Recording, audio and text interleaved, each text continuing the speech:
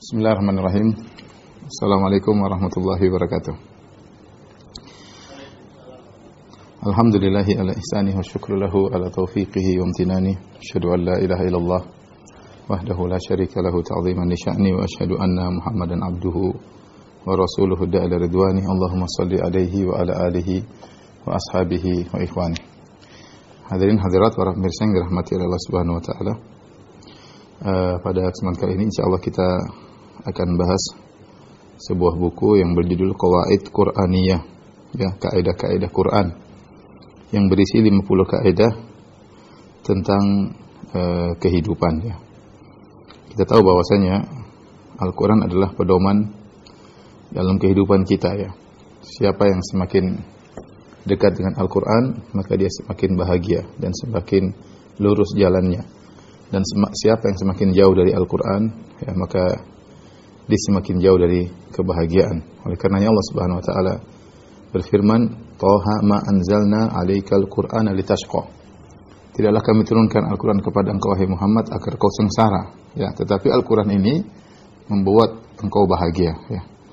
Kemudian juga dalam surat Al-Isra kata Allah Subhanahu wa taala, "Inna hadzal Qur'ana yahdi lillati hiya aqwam." Sungguhnya Al-Qur'an itu memberi petunjuk kepada, mengantarkan kepada jalan yang terlurus. Kata Allah, "Inna hadzal Qur'ana yahdi lillati hiya aqwam." Sungguhnya Al-Qur'an itu mengantarkan kepada jalan yang paling lurus. Oleh karenanya, jika seorang berpegang teguh dengan Al-Qur'an, dia akan menjadi terbaik dalam segala hal, ya. Dia kalau mempelajari akhlak dalam Al-Qur'an, jadilah orang terbaik dalam akhlaknya. Ya, kalau dia mempelajari sisi apapun dalam Al-Qur'an, dia akan menjadi yang terbaik. Karena Al-Qur'an memberi petunjuk kepada jalan yang terbaik. Nah, yang kita akan bahas adalah kaidah-kaidah yang berkaitan dengan muamalah keseharian, ya, yang mungkin terkadang kita lalai, ya, maka perlu dikhususkan pembahasannya. Ada 50 kaidah, kita akan bahas satu persatu dan saya rasa kaidahnya semuanya indah, ya. Bagaimana tidak indah, dia berasal dari Al-Qur'anul Karim, kaidah yang diturunkan oleh Rabbul Alamin, pencipta alam semesta, pencipta manusia yang paling tahu tentang kemaslahatan kita, yang paling tahu tentang kemaslahatan makhluk ciptaannya. Dan ya, di antara yang mempraktekkan nyata Al-Qur'an adalah Nabi sallallahu alaihi wasallam. Nabi sallallahu alaihi wasallam ketika ditanya tentang akhlak Nabi, maka Aisyah radhiyallahu anha berkata, "Kana khuluquhul Qur'an." Akhlak Nabi adalah Al-Qur'an. Maka kita akan bahas satu persatu dan mudah-mudahan kita bisa membahas beberapa kaidah dalam pertemuan kita kali ini. Kaidah yang pertama adalah firman Allah Subhanahu wa taala,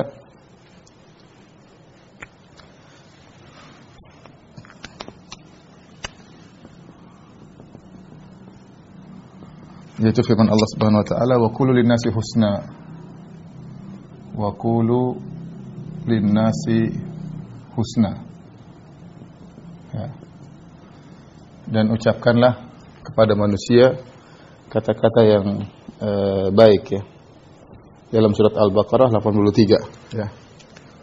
Quran, ya. Al-Baqarah 83. Ucapkanlah kepada manusia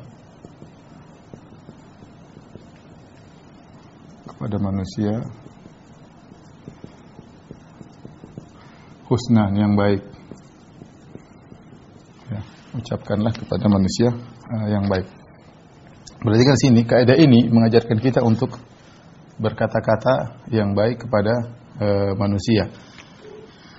Manusia di sini umum, linnas, umum, ya, mencakup, ya,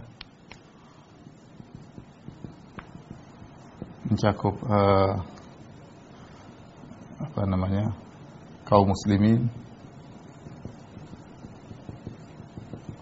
ya, orang-orang beriman, ya, orang-orang beriman. Kemudian juga mencakup orang-orang kafir, ya, mencakup juga pelaku maksiat, mencakup juga pelaku bid'ah, ya.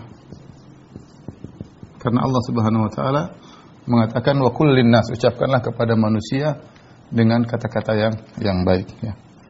Dan ini mirip seperti firman Allah Subhanahu wa taala. Ini sama dengan firman Allah Subhanahu wa taala, "Wa qul li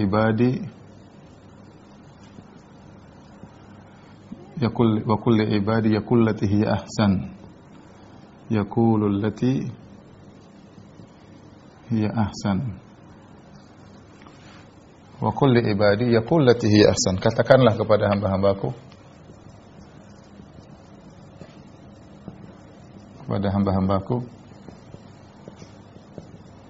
untuk berkata yang terbaik. Kemudian Allah lanjutkan, inna syaitana yanzagu bainahum. Inna syaitana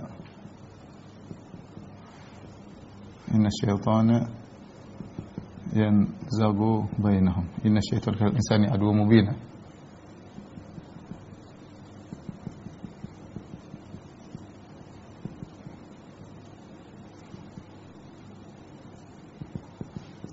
Ya.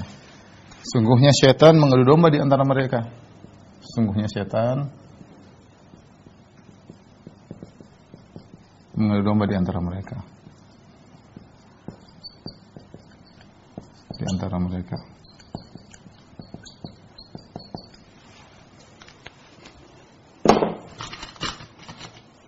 Sungguhnya syaitan adalah musuh yang nyata bagi manusia.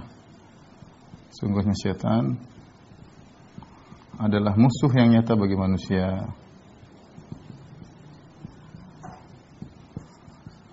Jadi ayat-ayat yang mengkokohkan kaidah ini banyak ya. Jadi kita fokus kaidah pertama ini.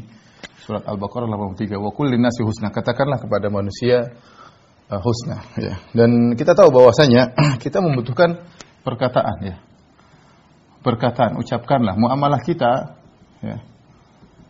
Muamalah kita dengan orang lain siapapun kebanyakannya melalui perkataan. Lewat perkataan. Ini secara umum. Mau antara kita dengan istri, antara kita dengan anak, antara kita dengan orang tua, antara kita dengan anak buah, dengan supir dan membantu, dengan bos, dengan majikan, ya, dengan ustadz, dengan murid, ya. Semuanya rata-rata kita muamalahnya dengan perkataan. Maka pembahasan masalah perkataan ini sangat penting. Wa qulu linnasi husna. Maka Allah kasih kaidah, ucapkanlah kepada manusia dengan kata-kata yang baik, ya. Sini mencakup kaum muslimin, orang kafir, pelaku maksiat, pelaku bid'ah. Ini semua namanya manusia. Ini semua namanya manusia. Ini semua manusia. Ya, tentu hewan tidak masuk dalam ayat ini, hewan. Ya, kalau hewan tidak perlu kata-kata, yang penting sikap yang baik. Ya. Contoh orang kafir, Allah Subhanahu Wa Taala berfirman dalam Al-Quran, ya, wala tujadilu ahlal kitabi illa billati hiya ahsan illa alladziina dzalamu minhum, kecuali kata Allah janganlah berjidal, berdebat dengan ahlul kitab kecuali dengan cara yang terbaik. Ya, kecuali orang-orang yang zalim di antara mereka. Tapi hukum asalnya kita berkata-kata baik kepada mereka, ya. Ya. Kita berkata-kata yang baik kepada mereka. Oleh karenanya dari sini kita berusaha memilih kata-kata kita tatkala kita bertutur kata dengan yang lain. Contoh pelaku maksiat atau mungkin pelaku bid'ah seperti firman Allah Subhanahu wa taala, wa ibadur rahmanil ladzina yamshuna al-ardi hauna, ya. Wa ibadur rahman alladzina yamshuna 'alal ardi hauna. Kemudian kata Allah, wa idza khatabahumul jahilun, wa idza khatabahumul jahiluna qalu salama.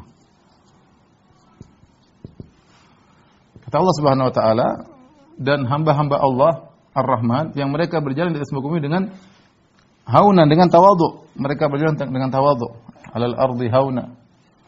Wa idza khatabahumul jahilun, kalau orang-orang bodoh.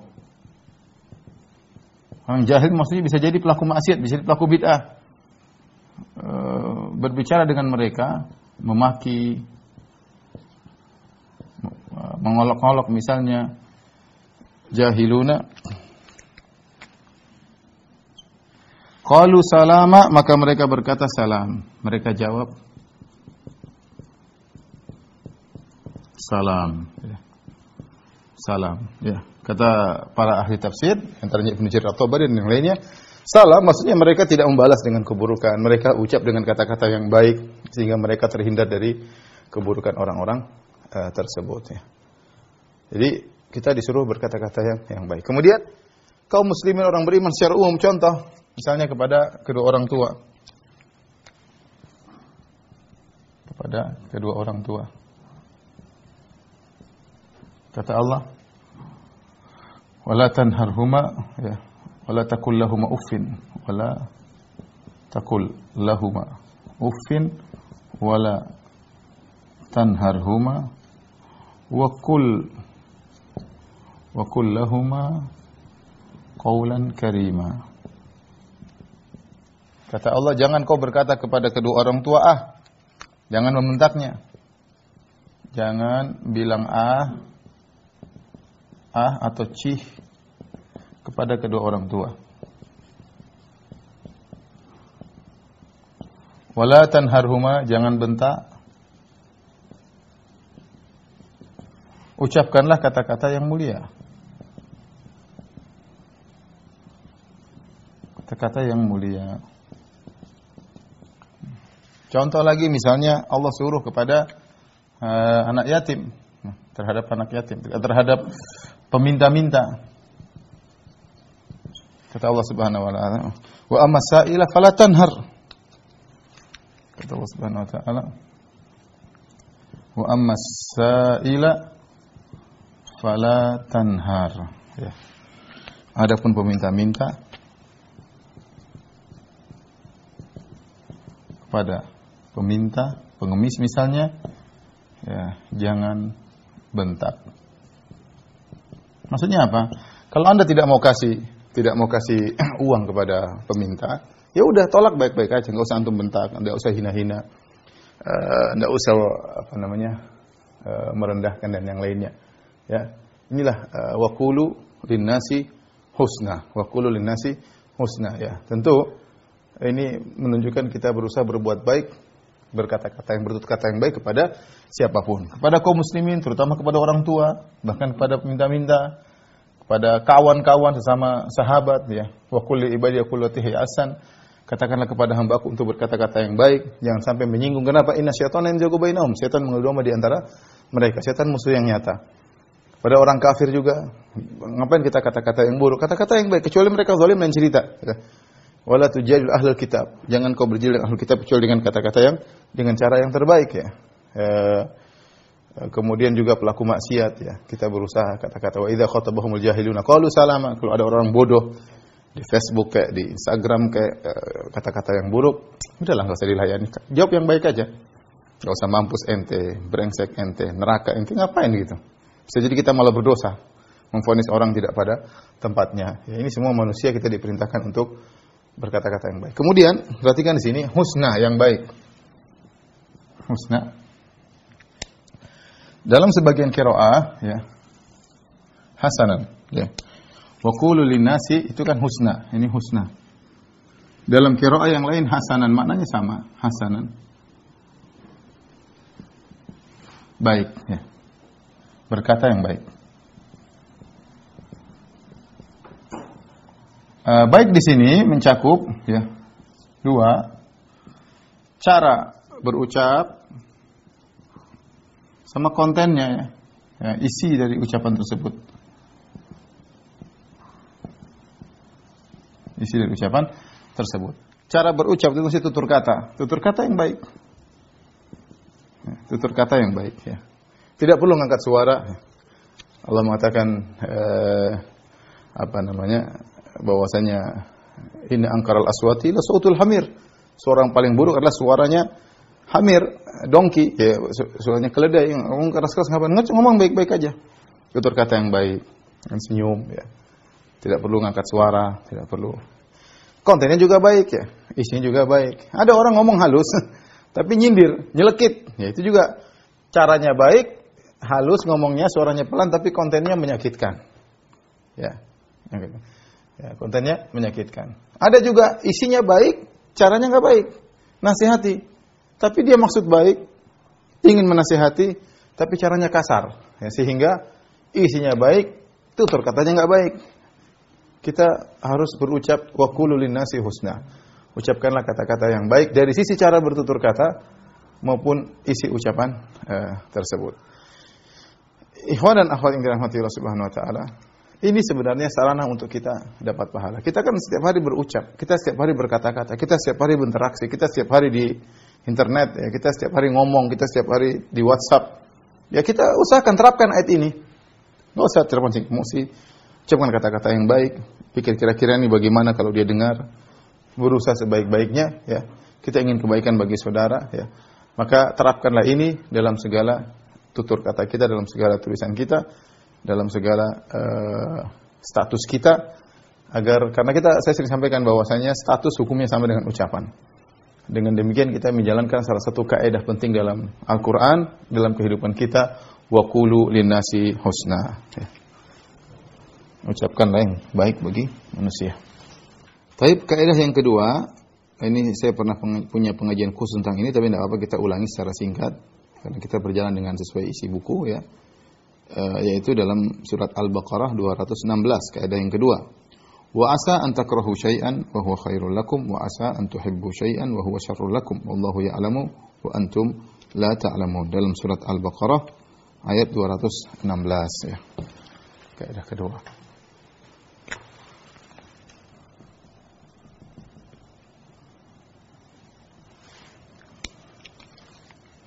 Wa asa an takrahu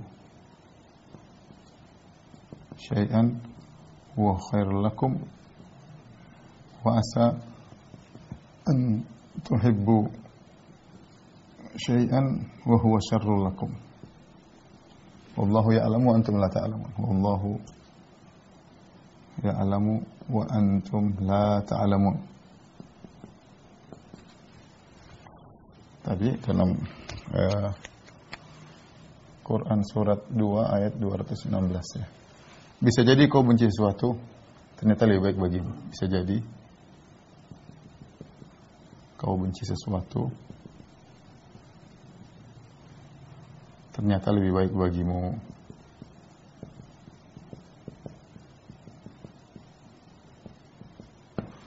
Wa asa an tuhibbu syai'an wa syarrul lakum. Bisa jadi kau cinta sesuatu, ternyata buruk bagimu. Wallahu ya'lamu antum la ta'lamun. Allah yang tahu dan kau tidak tahu. Ya. Ini kaidah yang sangat agung yang Allah sebutkan dalam prakteknya, contohnya dalam banyak ayat dalam Al-Quran. Apalagi kalau kita sudah bicara tentang hadis-hadis Nabi Shallallahu Alaihi Wasallam. Ya. Saya akan sebutkan ini kaidah umum. Bisa jadi engkau membenci sesuatu, ya, padahal dia baik bagimu, dan bisa jadi engkau mencintai sesuatu ternyata buruk bagimu. Kenapa? Allah yang lebih tahu, kau tidak tahu. Ya. Allah yang lebih tahu dan engkau tidak tahu. Ayat-ayat semisal yang ini banyak, ya. Ayat-ayat semisal. Ya.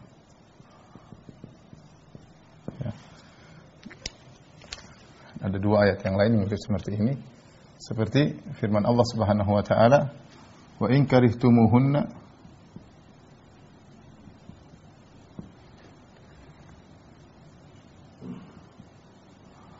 fa asa an takrahu syai'an wa yaj'al Allah fihi khairan katsiran.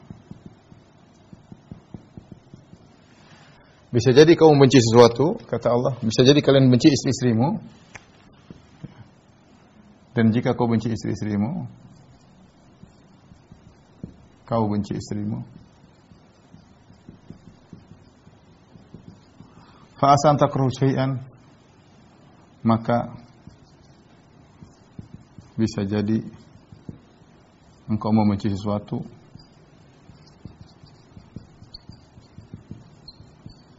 tuh, sementara Allah menjadikan banyak kebaikan pada yang kau benci tersebut, pada yang kau benci tersebut. Dalam, bentar saya lihat dulu. Dalam surat An-Nisa 19. Ini fa'in karihtumuhunna ya, fa'in.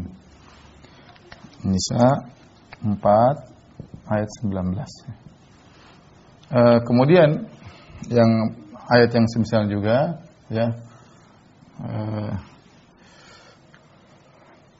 dalam surat An-Nur, innal ladzina ja'u bil ifki usbatu minkum la tahsabuhu syarran lakum, la tahsabuhu syarran lakum bal huwa khairul lakum.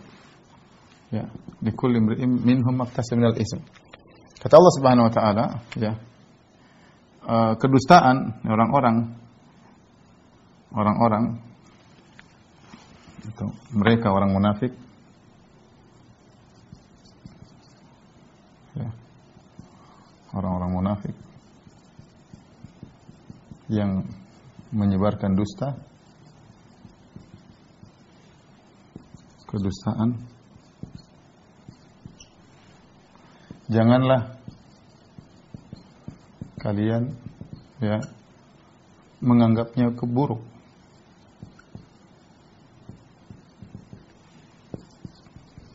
Bahkan baik bagi kalian, bahkan baik bagi kalian. Ya. Ini juga ayat berkaitan dengan kisah tuduhan dusta, ya, kisah tuduhan dusta kepada Aisyah oleh orang-orang munafik. Adapun ini berkaitan dengan kebencian kepada perangai istri, misalnya perangai atau paras istri. Ya. Kalau ini berkaitan dengan kewajiban jihad. Perhatikan, inilah kaidah 2 berkaitan dengan bisa jadi kau benci sesuatu ternyata baik bagimu. Allah sebutkan ayat-ayat semisal dengan ini. Pertama berkaitan dengan jihad. Kata Allah, kutiba alaikumul qitalu wa huwa kurhul lakum. Diwajibkan kalian untuk berperang dan itu dibenci oleh jiwa. Yang namanya jiwa tidak suka berperang. Apa yang kita berperang, bunuh orang atau kita terluka. Tapi kata Allah, bisa jadi kau benci sesuatu, Allah berikan kebaikan di balik kebencian tersebut. Benar, dengan adanya pintu jihad, kaum muslimin mendapatkan keutamaan, luasnya daerah kaum muslimin, orang-orang bisa mati syahid, dan banyak keutamaan. Bisa jadi kau benci sesuatu, itu baik bagimu. Allah tahu, kau tidak tahu. Yang kedua, tentang bagaimana menghadapi istri-istri yang ternyata mungkin tidak menyenangkan dari sisi paras atau sisi perangai. Ada 2 pilihan, kau mau cerai boleh. Ya, tapi kau bertahan juga boleh. Allah bilang terserah. Tapi kata Allah, fa in karihtumuhunna, kalau kau bertahan, kau benci, fa'asa, dan bisa jadi kau benci sesuatu, kau benci dari istrimu, perangai atau yang lain, wa yaj'allahu fi khairan katsira, Allah berikan kebaikan kepadamu yang kau tidak sadari. Bisa jadi dengan istri yang tersebut kau punya anak-anak yang saleh, bisa jadi istri tersebut kau diberikan kesabaran luar biasa. Bisa jadi dengan istri yang perangainya buruk tersebut kau setiap hari salat malam mengadu kepada Allah Subhanahu wa taala. Dan banyak hal ya yang mungkin dengan istri tersebut kau tidak sibuk dengan akhlak, dengan keburukan orang, karena sibuk dengan istri yang harus diperbaiki. Bisa jadi dengan istri yang buruk tersebut kau bisa mendakwai istri dan itu ladang pahalamu seumur hidup. Dan banyak ya, banyak kita nggak tahu. Tapi ini Allah kasih pilihan ya. Ya. Kalau mau cerai silakan, mau bertahan silakan, tapi kalau kau bertahan, kau tidak suka, bisa jadi Allah berikan kebaikan kepadamu. Yang ketiga berkaitan dengan orang-orang munafik ketika menuduh Aisyah radhiyallahu taala anha berzina, ya. Itu perbuatan yang buruk, keji. Tapi Allah mengatakan, la tahsabunna alladziina ja'u bil ifki usbatun minkum la tahsabu syarran lakum. Ya. Jangan kau sangka itu buruk bagi kalian. Bal huwa khairul lakum, bahkan itu baik bagi kalian. Ini dalam surat An-Nur ya. 24 di lembaran kedua, bagian atas saya tidak tahu nomornya, lupa. Nanti saya carikan. Intinya ini ayat-ayat yang semisal dengan ini. Sehingga mengatakan kepada kita apa faedahnya? Faedahnya kita husnudzon kepada Allah Subhanahu wa taala. Ini faedahnya apa? Faedahnya kalau kita bertakwa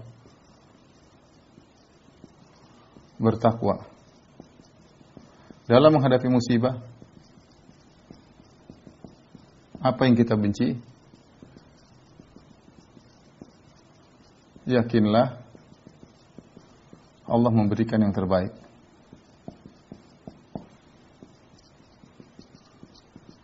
Kita nggak tahu, ya. Bisa jadi Allah datangkan suatu kebaikan kepada kita dalam bentuk perkara yang tidak kita sukai. Sama seperti dokter kasih kita obat, kita nggak suka, tapi itu kebaikan bagi kita, dan ternyata itu kebaikan bagi kita. Contoh dalam Al-Quran selain ini banyak. Contoh-contoh lain dalam Al-Quran. Bahas ya. Contoh-contoh praktik kaidah ini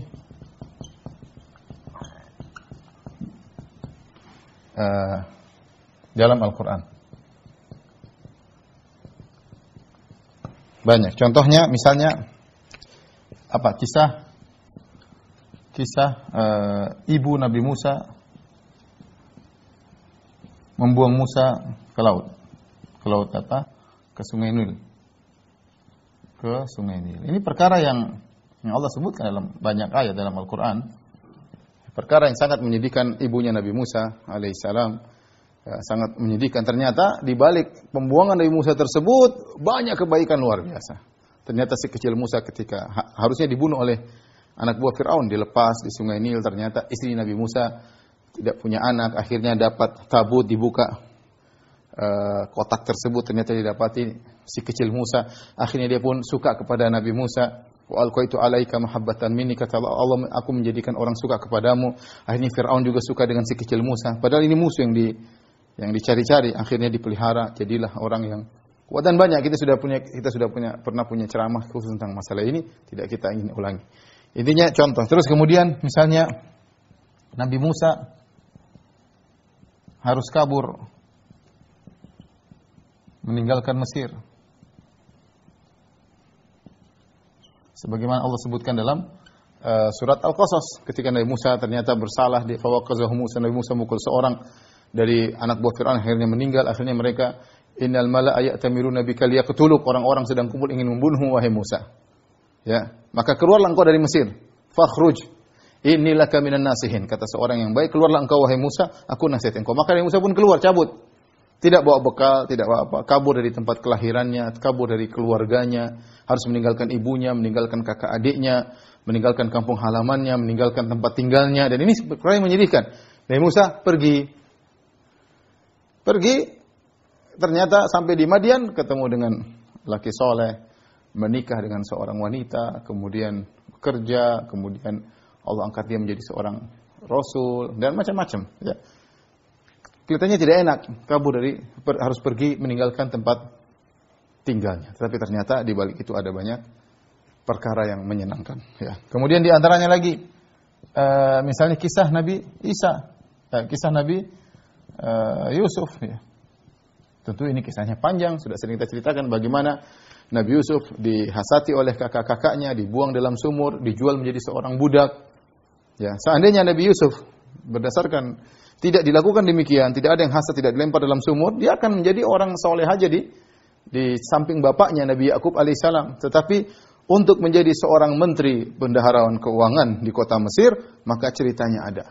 Allah bikin skenario untuk Nabi Yusuf alaihissalam, ditakdirkan dia harus dimusuhi oleh kakak-kakaknya, dilempar dalam sumur, dijual jadi budak, kemudian dibeli oleh pembesar di kota Mesir, kemudian akhirnya dituduh berzina, akhirnya dicoba akhirnya dia lolos dari cobaan tersebut, akhirnya dipenjara bertahun-tahun, ya. Kemudian padahal dia orang soleh ini Nabi Yusuf alaihissalam, ya, dimusuhi oleh kakak-kakaknya sendiri, luar biasa ujian, dipisahkan dari ayahnya yang sangat dia cintai puluhan tahun. Tapi ujungnya apa? Ujungnya menjadi pembesar kota Mesir, menteri keuangan, bendaharawan kota Mesir. Akhirnya ayahnya, kakak-kakaknya semuanya dibalik panggil ke ke kota Mesir dan Nabi Yusuf alaihissalam tinggal bersama dengan mereka dengan penuh kenyamanan, penuh terhormat, dihormati oleh penduduk kota Mesir. Ini adalah contoh keburukan ternyata membawa kebaikan. Contoh lagi, misalnya Allah sebutkan tentang kisah perang Badar dalam surat Al-Anfal. Kata Allah Subhanahu wa taala, kama akhrajal ladzina wa inna fariqam minhum lakarihun. Ya, saya lupa ayatnya sebentar. Kata Allah Subhanahu wa taala, kama akhraja rabbuka min baitika bil haqq wa inna fariqan minal mu'minina lakarihun yujadilunaka fil haqqi ba'da ma tabayyana ka'annama yusaquna ilal mauti wa hum yanzurun. Itu dalam surat Al-Anfal ayat 5 sampai 6. Ini Al-Anfal 8 5 sampai 6. Kata Allah Subhanahu wa taala, "Kama akhrajaka rabbuka min baitika bil haqq." Tatkala Allah mengeluarkan engkau wahai Muhammad dari rumahmu bil haqq, dan ini pengeluaran yang benar. Artinya apa? Untuk berperang. Wa inna fariqam minal mu'minina karihun. Dan sebagian dari orang-orang beriman tidak mau berperang melawan Abu Jahal dan yang mereka inginnya nangkap. Jadi kan perang Badar kita sudah sering sampaikan ya. Waktu itu Nabi SAW keluar dengan 315 pasukan untuk menghadang Abu Sufyan. Abu Sufyan hanya kelompok kecil, bawa harta yang banyak, pengawalnya cuma 20 orang. Mudah, 315 nangkap 20 gampang. Tapi ternyata ini Abu Sufyan kabur, datanglah Abu Jahal dengan 1000 pasukan. Kaum mukminin disuruh menangkap Abu Jahal senang. Disuruh ngelawan Abu Jahal kurang suka. Wa inna fariqam minal mu'minina karihun yujadilunaka fil haqqi ba'da ma tabayyana ka'annama yusaquna ilal mauti wa hum yanzurun. Mereka ya Rasulullah, kenapa tidak ini saja dan seterusnya ya. Tapi Allah mentakdirkan mereka dibawa menuju Abu Jahal seakan-akan mereka dibawa pada kematian. Bagaimana 315 orang lawan 1000 orang. Sementara mereka dengan persenjataan yang terbatas, Abu Jahal dan kawan-kawannya dengan persenjataan lengkap. Tetapi ternyata mereka tidak suka ingin berperang lawan Abu Jahal. Ternyata inilah awal pertama di mana kejayaan umat Islam. Maka perang Badar disebut dengan Yaumal Furqan, Yaumal Taqal Jam'an, hari pembeda. Ya, artinya para sahabat enggak suka. Kalau disuruh milih, mending berperang lawan Abu Sufyan. Mudah, bawa harta banyak, ya. Kalau enggak salah 200 kilo emas dengan jumlah ribuan onta, kalau 1000 atau 2000 ekor onta, banyak. Kemudian pengawal cuma 20 atau 50, sedikit lah. Ini suruh lawan Abu Jahal, persenjataan lengkap, 1000 pasukan. Jadi suruh milih ini. Tapi Allah mentakdirkan mereka untuk menghadapi yang mereka benci, melawan 1000 pasukan. Ternyata terjadilah kejayaan bagi umat Islam. Kalau hanya cuma tangkap Abu Sufyan ambil, enggak akan jaya. Tapi ketika itu mereka ditakdirkan oleh Allah untuk melawan pasukan yang besar, akhirnya kaum muslimin menjadi jaya ya. Demikian juga seperti firman Allah Subhanahu wa taala tentang kisah Nabi Khidir ya, dengan gulam ya. Ya, sebagaimana disebut dalam surat Al-Kahfi, "Fantalaqa hatta idza laqiya gulaman faqatalah. Qala qatalta nafsan zakiyatan bi nafsin laqad jita syai'an nukra." Ketika Nabi Khidir Nabi Musa berjalan, kemudian ada anak kecil, Nabi Khidir pun membunuh anak kecil tersebut. Nabi Musa heran, kenapa kau bunuh anak yang tidak punya dosa? Kalau dia bunuh orang mungkin kita bisa bunuh. Kenapa dia tidak punya dosa? Ternyata Nabi Khidir diperintahkan oleh Allah. Wa ma fa'altuhu an amri. Ya Allah Subhanahu wa taala yang perintahkan aku untuk melakukan demikian. Kemudian Nabi Khidir menjelaskan, wa ammal gulamu fakana abawahu mu'minaini fa khashina ayyurhiqahuma tughyanan wa kufra. Fa aradna ayyubdilahuma rabbuhuma khairan minhu zakatan wa aqraba ruhma. Ya. Kata Nabi Khidir, adapun anak kecil tersebut, Allah wafatkan anak kecil tersebut melalui Nabi Khidir. Allah wafatkan. Tentu kedua orang tuanya sedih dan menangis tentunya. Bagaimana anak yang mereka cintai? Ya. Nabi Khidir mengatakan, wa amal gulamu fakana abawahu mu'minain. Kenapa kedua orang tua dari anak ini orang beriman? Dan aku khawatir saking mereka berdua cinta kepada anak ini, akhirnya anak ini menjerumuskan kedua orang tua ini kepada kekufuran atau kepada kemaksiatan karena cinta membutakan. Namanya orang tua saking sayang kepada anaknya, apalagi mungkin anak satu-satunya, dia minta apa saja nurut, akhirnya terjerumus dalam kebinasaan tanpa dia sadari, ya. Maka fa aradna ayyubdilahuma rabbuhuma khairan minhu zakatan. Maka kami ingin Allah mengganti dengan anak yang lain. Anak ini meninggal, lahirlah anak yang baru, ya, yang ternyata lebih baik dan lebih sayang kepada kedua orang tuanya. Kalau kita perhatikan musibah yang terjadi menyakitkan, anak meninggal. Ya. Tetapi diganti dengan anak yang lebih baik. Makanya Ibnu Qayyim kalau tidak salah mengatakan dalam sebagian bukunya, kalau Anda tidak bisa berpikir tentang hikmah daripada musibah yang menimpa Anda, pikirkanlah kisah ini. Siapa yang tidak sedih anaknya meninggal? Tapi seandainya anak tersebut tidak meninggal, ternyata anak tersebut menjerumuskan kedua orang tuanya dalam kesyirikan, dalam kekufuran. Ya. Oleh karenanya anak tersebut meninggal diganti dengan anak yang lain. Ya. Kesedihan, ternyata di balik kesedihan tersebut ada kebaikan. Ini contoh, ya, bagaimana Allah Subhanahu Wa Taala menyebutkan beberapa contoh, ya, kebaikan atau keburukan yang tidak sukai ternyata mendatangkan kebaikan. Ya. Ini contohnya dalam Al-Quranul Karim. Ya. Adapun dalam sunnah, contoh dalam sunnah banyak, ya. Contoh dalam hadis banyak banget, ya. Contohnya misalnya kisah Ummu Salamah, ya. Ummu Salamah ketika wafat Abu Salamah. Kemudian contoh lagi misalnya pernikahan, ya, Fatimah binti Qais dengan Usama bin Zaid.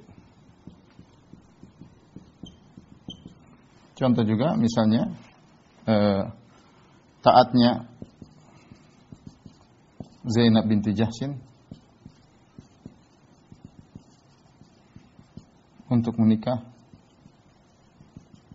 dengan Zaid bin Harithah. Ya, ini contoh dalam sunnah, dalam hadis. Adapun kisah Ummu Salamah ma'ruf ketika Abu Salamah meninggal dunia, maka dia berdoa, ya. Padahal Ummu Salamah sangat cinta kepada Abu Salamah. Dia berdoa dengan doa yang diajarkan oleh Nabi sallallahu alaihi wasallam, Allahumma ajurni fi musibati hadza wa khuluf li khairan minha, ya. Ya Allah, berilah aku pahala dari musibah yang menimpaku dan gantilah dengan lebih baik, ya.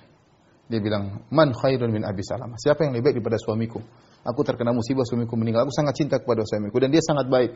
Siapa yang bisa menggantikan posisi suamiku? Ternyata karena kesabarannya, ternyata Allah punya rencana menggantikan Abu Salamah dengan Nabi sallallahu alaihi wasallam. Maka jadilah Ummu Salamah menikah dengan Nabi, dengan orang lebih baik, jauh lebih baik daripada Abu Salamah. Dialah Rasulullah sallallahu alaihi wasallam, dan naiklah dia menjadi Ummul Mukminin, ibundanya kaum mukminin, yaitu Ummu Salamah radhiyallahu taala anha. Demikian juga pernikahan Fatimah binti Qais dengan Usama bin Zaid. Fatimah binti Qais ketika ada yang maju melamar dia, orang Quraisy seperti Muawiyah bin Abi Sufyan, ya,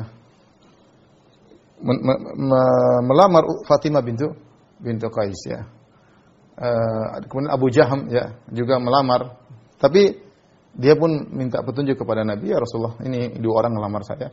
Kata Nabi sallallahu alaihi wasallam, "Inkahi Usama, nikahilah Usama bin Zaid." Ini masalah.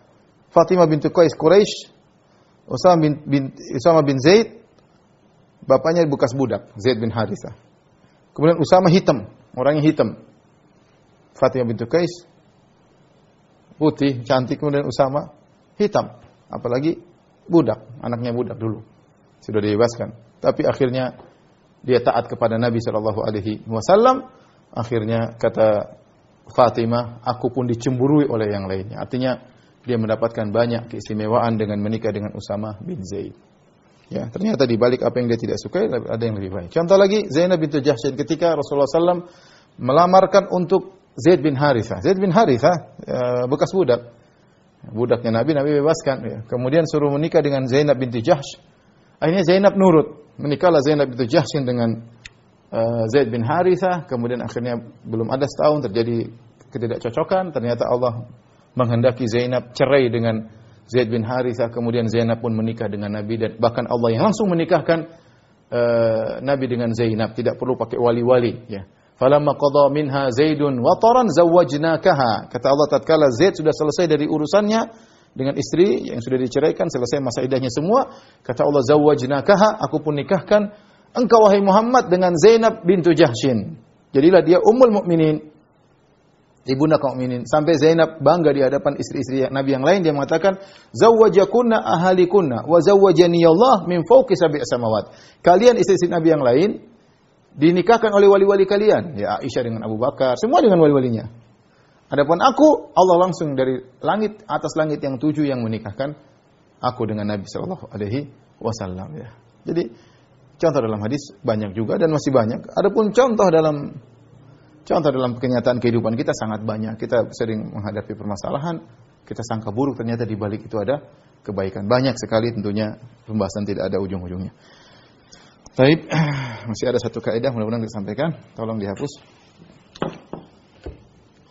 Kaidah tadi mengajarkan kepada kita untuk senantiasa husnudzon kepada Allah Subhanahu wa taala. Tetapi saya ingatkan, husnudzon tersebut sulit terjadi kecuali kalau kita ikut prosedur.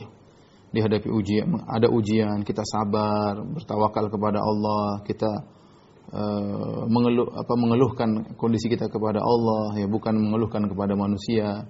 Sebagian perkataan Nabi Yakub, innama ashku bathi wa huzni ila Allah, aku mengeluhkan kesedihanku hanya kepada Allah Subhanahu wa taala, curhat kepada Allah. Kemudian wasta'inu bis sabri was salat, kita bersabar dan salat. Ya, kalau kita ikut prosedur ketika dikasih musibah, insyaallah endingnya bagus, ya. Tapi lain halnya kalau kita kemudian menghadapi musibah tersebut dengan ngamuk-ngamuk, banting sana, banting sini, protes kepada takdir Allah Subhanahu wa taala, hati meronta, ya, kemudian teriak-teriak, ya, maka susah. Kita bilang endingnya bagus, susah. Kenapa?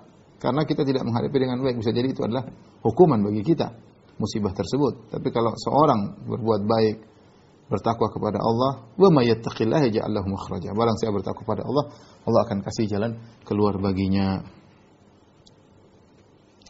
Ayat berikutnya atau kaidah berikutnya, kaidah yang ketiga, yaitu dari firman Allah surat Al-Baqarah 237. Surat Al-Baqarah 237 di mana Allah berfirman, wa in talaqtumuhunna min qabli an tamassuhunna wa qad faradtum lahunna fariidah fa nisfu ma faradtum illa ay ya'funa aw ya'fu alladhi bi yadihi uqdatun nikah wa an ta'fu aqrabu littaqwa wa la tansawul fadla bainakum innallaha bima ta'maluna basir. Surat Al-Baqarah 237.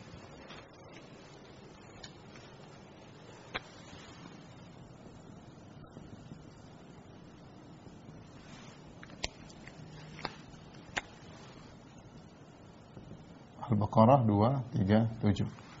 Itu Allah Subhanahu wa taala berfirman, fa in talaqtumuhunna,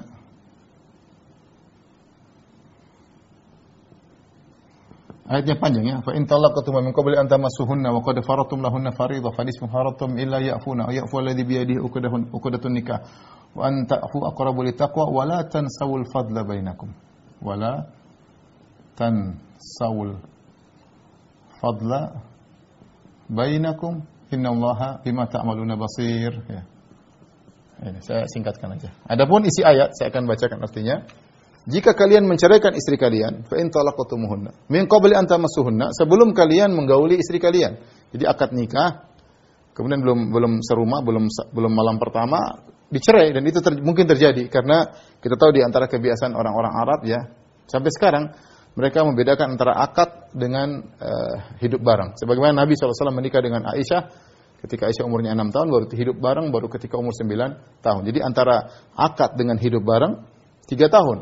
Dan sampai sekarang di Arab, di Saudi masih demikian. Saya tahu sebagian kawan saya akad dulu, nanti berapa bulan kemudian baru hidup serumah. Jadi bisa terjadi di antara masa penantian tersebut, antara akad dengan hidup serumah, jadi terjadi hal-hal yang menjadikan sang suami harus menceraikan istrinya. Bisa jadi terjadi. Makanya Allah mengatakan, fa in talaqtumuhunna, kalau kalian menceraikan istri kalian, ya, min qabli an tamassuhunna, sebelum kalian sentuh, sebelum kalian gauli, wa qad faradtum lahunna fariidah, sementara kalian sudah sebutkan berapa jumlah mahar. Bagaimana aturannya kalau mencerai istri belum digauli tapi sudah sebut mahar? Fa nisfu ma faradtum, maka jawabnya engkau harus bayar mahar separuh. Jadi misalnya seorang laki menikah dengan seorang wanita, dalam akad nikah disebutkan maharnya 20 juta. Ternyata setelah akad nikah sah semua, sudah jadi istrinya, belum dia gauli, dia ceraikan, maka dia harus bayar setengahnya. 10 juta. Kenapa 10 juta? Dia sudah booking ini cewek, dia sudah booking ini akhwat, tidak boleh dinikahi orang karena sudah jadi istrinya. Selama berbulan-bulan ternyata dia tidak gauli, maka syariat menyuruh dia bayar setengah aja, setengah mahar. Tetap harus dibayar. Fani semua faradtum illa ayafuna, kecuali sang istri memaafkan, enggak usah dibayar. Toh saya enggak diapa-apain, saya enggak disentuh juga. Au ya'fu alladhi biyadihi uqdatun nikah, atau walinya memaafkan ya. Wa an ta'fu aqrabu littaqwa, dan sebaliknya kata Allah Subhanahu wa taala, dan atau sebaliknya ternyata orang yang laki-lakinya ternyata memaafkan, dia mengatakan saya tidak bayar setengah, saya bayar 20 juta semuanya. Ya, wa an ta'fu aqrabu littaqwa, dan kalian memaafkan lebih baik, lebih dekat pada ketakwaan. Jadi maksud Allah, kalian pilih ya, dua-duanya berusaha. Sang istri berusaha tidak usah dibayar, ya udahlah, saya dia belum disentuh enggak usah bayar. Sang lelaki berusaha bayar seluruhnya meskipun belum sentuh. Karena dia tahu dia sudah memboking ini perempuan, tidak bisa dinikahi oleh orang lain, pernah jadi istrinya, maka dia berusaha bayar seluruhnya. Siapa di antara keduanya yang mudah maafkan, ya bayar seluruhnya atau tidak usah dibayar, versi untuk wanita itu lebih dekat kepada ketakwaan. Setelah itu Allah berfirman, wala tansawul fadla bainakum, jangan kalian lupa, jangan kalian tinggalkan al-fadl. Nisyan di sini ya, gimana tark? Jadi an-nisyan dalam bahasa Arab bisa maknanya az-zuhul, itu lupa. Bisa artinya at-tark, meninggalkan.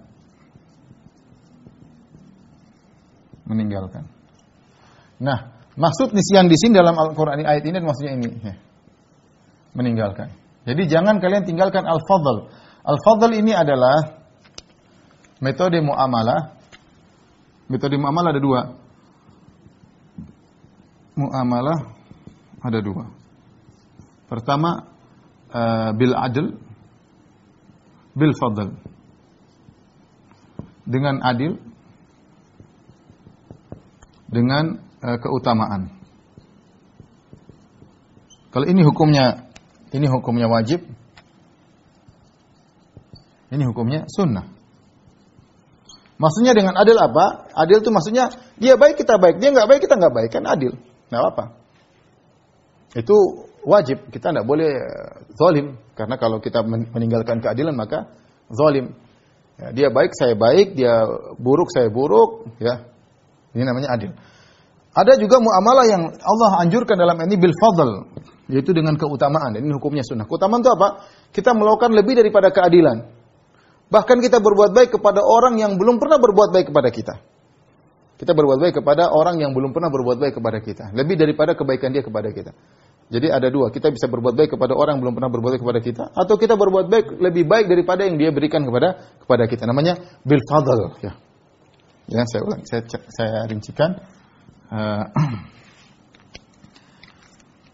Berbuat baik kepada orang yang tidak punya jasa kepada kita. Atau kedua, membalas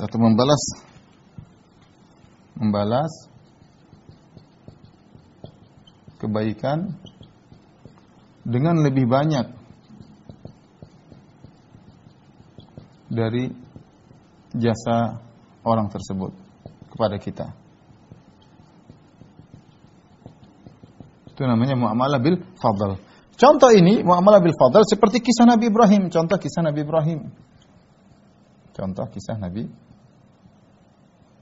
Ibrahim alaihissalam. Ketika hal ataka haditsu dhaifi Ibrahim al-mukramin, apakah telah datang kepada engkau kisah tentang tamu-tamu Nabi Ibrahim datang kepada Nabi Ibrahim alaihissalam? Idz dakhalu alaihi faqalu salaman, ketika mereka masuk ternyata malaikat menjelma menjadi manusia. Maka kata Nabi Ibrahim, salamun qaumun munkarun, salam balik kepada suatu kaum yang saya tidak kenal. Apa yang dilakukan Nabi Ibrahim? Ini tamu baru pertama kali datang. Nabi Ibrahim tidak pernah kenal sama dia, tidak pernah diundang makan sama tamu-tamu ini. Tamu asing datang. Faragha ila ahli faja'a bi ajlin samin, maka Ibrahim segera pergi ke istrinya, kemudian dia sembelih seekor sapi, dia panggang, kemudian dia hidangkan. Dia menghidangkan sapi sebagai makanan kepada tamu-tamu yang tidak pernah dia kenal sebelumnya. Bukan ceplok telur ya, bukan ceplok telur, bukan kasih telur asin ya, apalagi ikan teri bukan ya. Tempe goreng enggak, ini apa namanya? Sapi dia sembelih kepada tamu-tamu yang dia tidak pernah kenal sebelumnya. Itu namanya muamalah bil fadl, berbuat baik kepada orang yang tidak pernah berbuat baik kepada kita. Bisa kita lakukan, ketemu orang miskin nggak kenal kita kasih, ketemu orang susah-susah nggak pernah kenal, nggak pernah punya jasa sama kita, kita bantu. Itu namanya al-bil fadl. Ya, ini hukumnya sunnah. Ya. Hukumnya sunnah dan inilah yang contoh Nabi SAW banyak lakukan ya. Adapun yang kedua di antara fadl membalas kebaikan dengan lebih banyak dari jasa orang. Orang pernah bantu kita sekian, kita bantu lebih banyak. Orang ini dulu waktu saya masih susah dia pernah bantu saya, kita bantu sekarang lebih banyak misalnya. Kita lebih membalas dengan lebih banyak. Itu namanya muamalah dengan fadl. Ini hukumnya sunnah. Kalau yang wajib kita membalas sesuai dengan kadar muamalah orang kepada kita. Nah, di sini Allah menyuruh kita untuk bermuamalah dengan bil fadl ini, bil fadl ya, bermuamalah dengan bil fadl. Wala tansaul fadla bainakum, jangan kalian tinggalkan muamalah dengan bil fadl di antara kalian. Ayat ini berkaitan dengan dua orang tadi. Jadi sudah kita ceritakan seorang laki menikah dengan seorang wanita, baru terjadi akad nikah, belum ada digauli, belum ada serumah, belum ada malam pertama, kemudian terjadi perceraian. Maka dua-duanya tidak ada jasa di antara yang lain. Laki tidak berjasa kepada wanita, wanita tidak punya jasa kepada laki. Belum dinikmati, belum bareng-bareng. Tetapi Allah menyuruh meskipun belum pernah serumah sebelumnya, tapi bermuamalah dengan yang lebih utama. Apa yang lebih utama? Sang wanita ketika lelaki mau bayar mahar setengah, bilang aja nggak usah bayar. Itu muamalah dengan fadl. Sang wanita memaafkan. Kemudian sebaliknya, ketika sang wanita minta dibayar dengan mahar, lelaki memaafkan, dia bayar seluruhnya, bukan bayar setengah saja. Dia bayar 20 juta. Jadi dia memaafkan dengan bayar 20 juta. Mana di antara mereka yang di luar itu lebih baik ya. Itulah muamalah bil fadl. Muamalah bil fadl ya. Dan inilah tafsir yang benar dari surat Al-Baqarah ayat 237. Ini tafsir yang benar ya. Tafsir yang benar. Tafsir yang benar. Jadi kita yang disuruh untuk bermuamalah dengan al-fadl. Sana ada tafsir yang salah. Ada tafsir yang salah.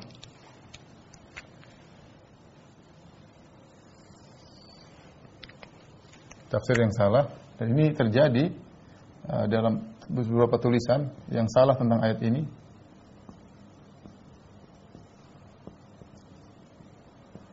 Meski maknanya benar.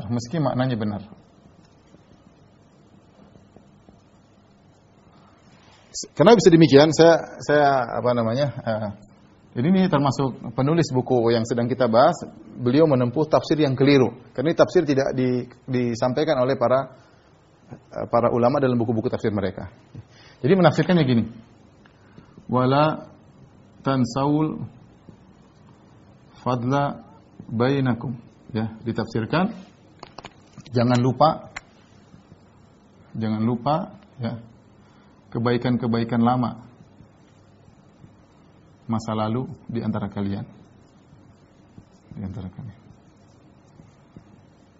Sehingga ditafsirkan kalau terjadi perceraian, kalau terjadi perceraian antara laki dengan wanita, sudah jangan ribut-ribut. Ingat, sudah cerai sudah. Suami dulu pernah baik.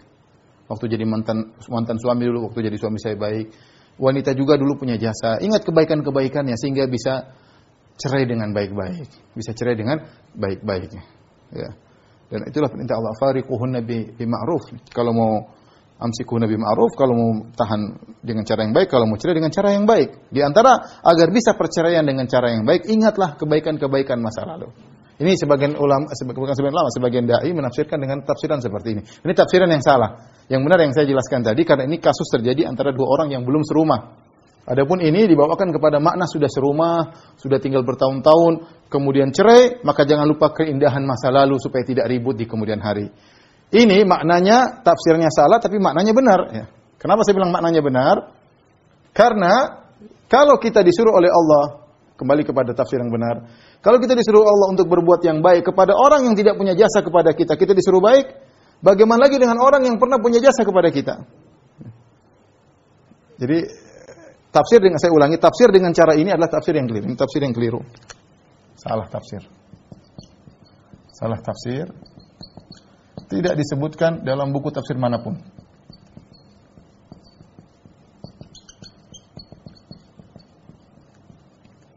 Dari dua sisi. Pertama, ini diartikan dengan lupa, padahal yang benar artinya adalah meninggalkan. Nisyan diartikan lupa. Yang kedua, al-fadl di sini disandarkan kepada orang lain. Padahal al-fadl di sini kita yang disuruh mengerjakannya. Artinya seakan-akan Allah mengatakan jangan kau lupa kebaikan orang lain. Padahal harusnya tafsirnya, lakukanlah muamalah engkau yang melakukan muamalah terbaik kepada orang lain, bukan ingat kebaikan orang lain. Tapi ini salah tafsir, tetapi maknanya benar, tadi saya ingatkan. Tetapi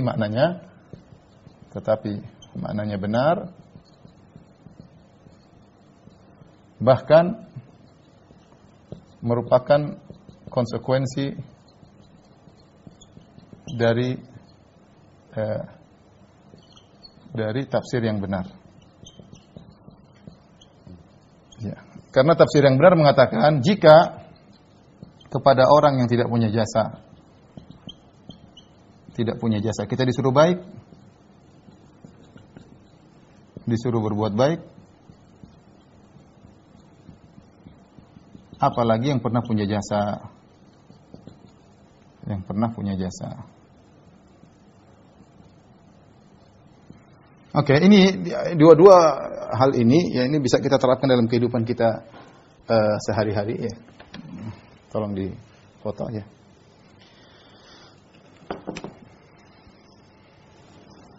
Ini dua hal yang bisa kita terapkan dalam kehidupan sehari-hari.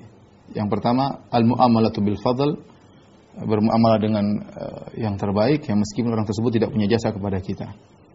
Bisa kita lakukan kepada tetangga yang mungkin tidak ada jasanya kecil, atau kepada siapa saja yang kita temui ya. Kita berbuat yang terbaik bagi mereka. Dan Allah di akhir ayat mengatakan innallaha bima ta'maluna basir. Allah Maha melihat apa yang kau lakukan. Kita berbuat baik mungkin orang tidak tahu, tapi Allah tahu. Kita bermuamalah dengan al-fadl. Ya. Demikian juga kalau misalnya kita punya masalah dengan orang, misalnya dengan istri atau yang lainnya, ingat kebaikan-kebaikan orang tersebut sehingga tidak menjadikan kita dendam berlarut-larut dan kita mudah memaafkan. Kalau bisa kita balas keburukan dengan kebaikan, ya, dan itu muamalah dengan al-fadl, ya, maka itu membahagiakan kita tentunya dan memudahkan kita untuk masuk surga. Baik, demikian para ikhwan dan akhwat kajian kita pada kesempatan kali ini. Insyaallah kita lanjutkan pada kesempatan berikutnya, melanjutkan kaidah-kaidah yang ada. Wabillahi taufiq wal hidayah. Assalamualaikum warahmatullahi wabarakatuh.